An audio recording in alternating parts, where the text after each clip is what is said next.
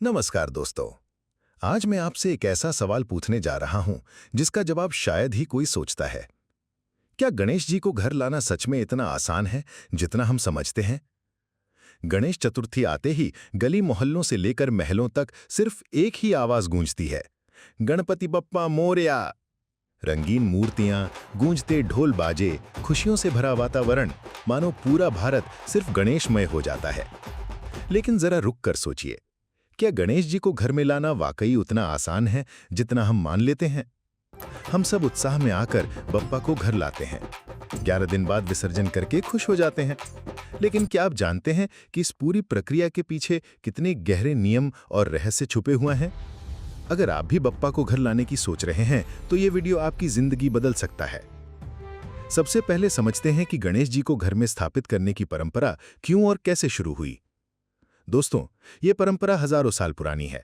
हमारे पूर्वजों ने गणेश जी को घर में इसलिए स्थापित किया क्योंकि वे विघ्न निवारण के लिए सबसे शक्तिशाली देवता माने गए। हर नए काम की शुरुआत में बाधाओं को दूर करने के लिए गणेश जी की पूजा करना आवश्यक माना गया। वे बुद्धिदाता हैं, इसलिए घर में उनकी उपस्थिति से परिवार में सब बुद्धि का वास होता है। साथ ही वे रिद्धि सिद्धि के दाता हैं, जिससे घर में समृद्धि और सुख आता है। अब सवाल ये है कि 11 दिन क्यों रखते हैं और विसर्जन क्यों करते हैं? ये संख्या 11 कोई साधारण संख्या नहीं है, इसका विशेष आध्यात्मिक महत्व है। 11 दिन तक निरंतर पूजा करने से गणेश तत्व हमारे घर में पूरी तरह स्थापित हो जाता है। विसर्जन का मतलब ये नहीं कि हम गणेश जी को भेज रहे हैं, बल्कि यह एक पूर्ण चक्र है। जैसा कि कहा जाता है कि गए तो सब ले गए, रुक गए तो सब दे गए। ये हमारी आध्यात्मिक ऊर्जा को नवीनीकृत करता है और अगले साल फिर से नई शुरुआत के लिए तैयार करता है। लेकिन यहाँ समस्या ये है कि ज्यादातर लोग गणेश स्थापना को एक सामान्य उत्सव समझते हैं। वे सोचते हैं कि बस गणेश जी को घर ले आना है, कोई भी मूर्ति ले आओ, कहीं भी रख दो, बस प्रार्थना कर दो और हो गया काम। 11 दिन बाद विसर्जन कर दिया और सब कुछ ठीक।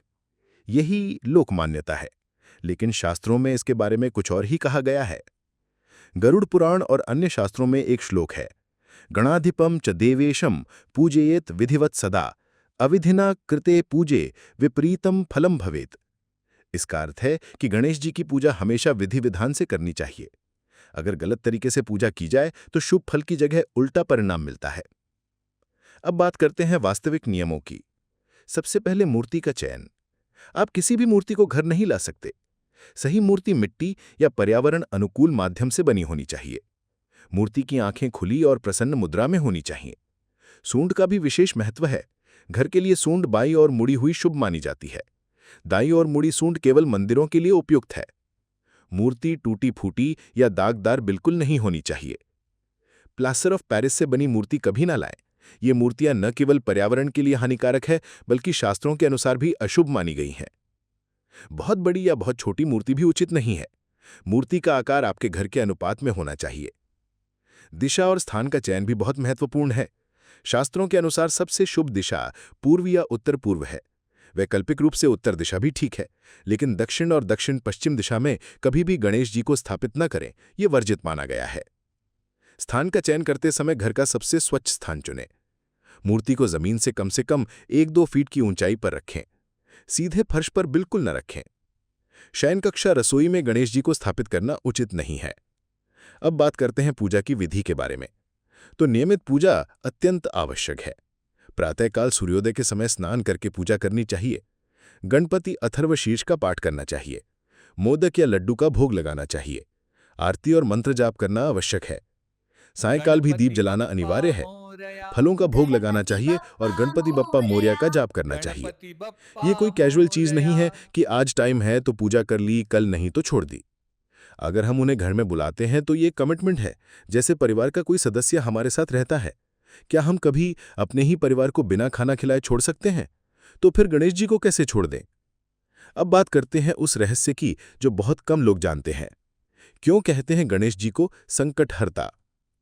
गणेश जी का एक नाम विनायक भी है, जिसका अर्थ है बिना नायक के।